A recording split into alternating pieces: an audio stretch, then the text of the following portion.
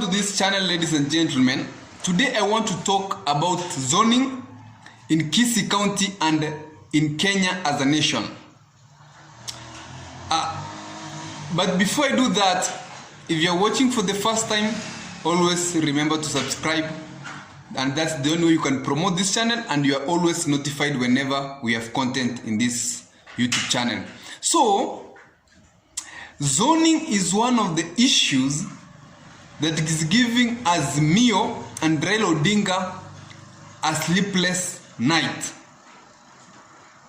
Because in any case you want to form a very strong parliament, you need to have members of parliament from your coalition. And Raila Odinga and Azimio leaders are really determined to ensure that the parties in Azimio don't split votes and give UDA and Kenya Kwanza an advantage in some areas in Kenya. For instance, in Kisii County, ODM was the popular party in 2017, but it ended up losing all seats in the members of parliament, National Assembly. It almost, I don't think they had a member of parliament who was elected from any constituency in Kisii County, not because ODM was not popular, but because of the affiliate parties that were in NASA by then. So they split votes, and some parties that were not very strong in Kisii came together, like Jubilee, and ended up electing leaders from Kisii County. But in Kisii County, ODM ended up getting a governor and women rep and even the senator. So this year in Azimio, Raila Odinga is equally facing the same challenge in Azimio. And zoning is equally to impossible because of these reasons. Number one, for example, in the gubernatorial race where we have Jubilee having a candidate, we have ODM a candidate, and we have other parties within Azimio having candidates. A person has spent a lot of finances, branded vehicles, reached a lot of supporters on the ground. Then at this moment of time, you call him to tell him to withdraw in favor of a certain other candidate of a party in Azimio. I think it's not easy for anyone to accept those conditions unless that candidate feels so weak and sees that he will lose. So that's why it's giving Raila Odinga and Azimio an headache to zone out some people.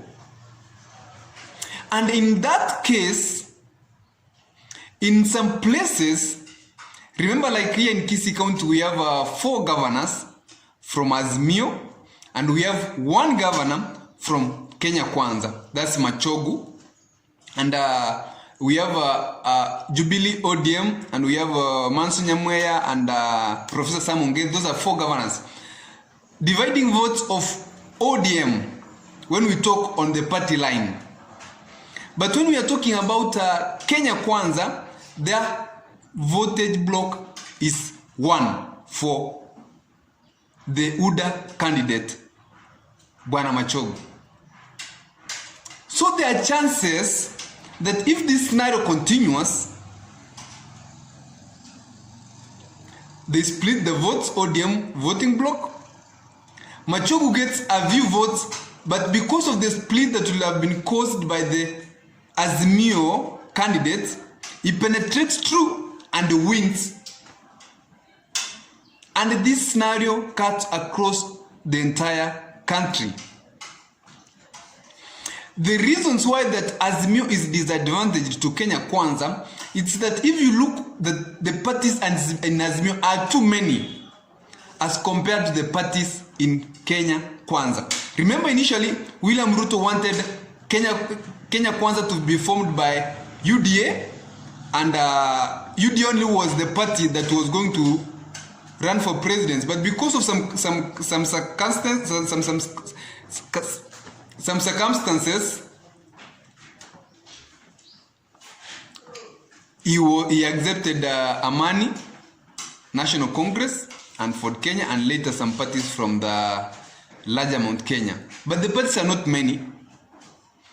And this one is giving Azimio an headache. Remember that Azimio wants to form government, but you cannot be comfortable forming a government that does not have a good percentage or a good number of members of parliament.